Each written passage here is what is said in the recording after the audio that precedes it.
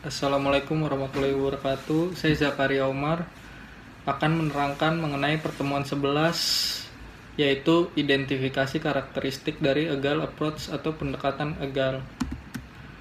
Yang pertama, apa itu Agile?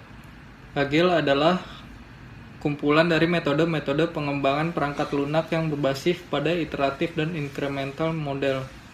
Agile sendiri memungkinkan mengembangkan perangkat lunak yang memiliki requirement yang mudah berubah dengan cepat. Kemudian jenis atau model dari Agile. Yang pertama adalah Extreme Programming atau yang disingkat dengan XP.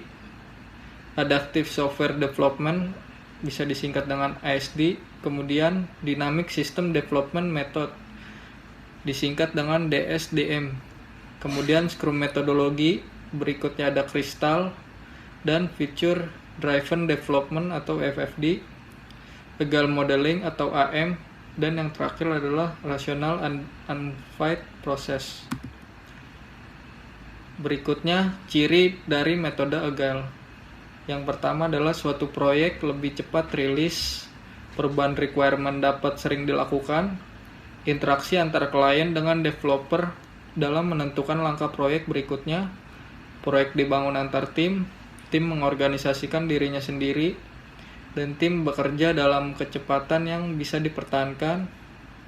Berikutnya, tim dapat mereview tingkat keberhasilan dan kegagalan mereka, dan yang terakhir, desain dan implementasi disusun sesederhana mungkin. Dan kelebihan dari metode Agile.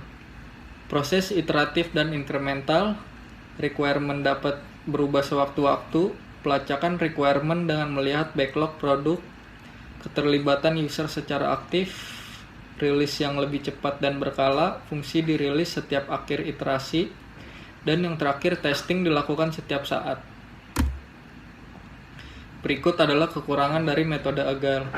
Interaksi dengan klien yang kadang terlalu berlebihan.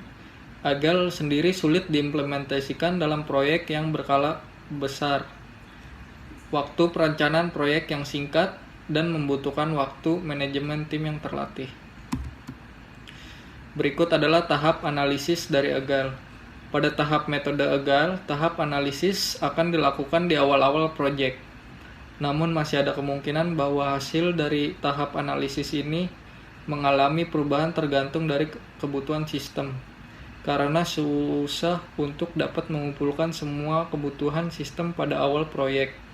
Maka tidak jarang analisis ini juga dilakukan pada setiap iterasi. Namun analisis yang dilakukan di sini lebih spesifik ke fungsi tertentu saja. Berikut adalah perbandingan Agile dan RAD. Inilah adalah contoh gambar life cycle dari Agile development. Dan ini adalah contoh gambar dari RAD Life Cycle Development. Ya, terima kasih. Wassalamualaikum warahmatullahi wabarakatuh.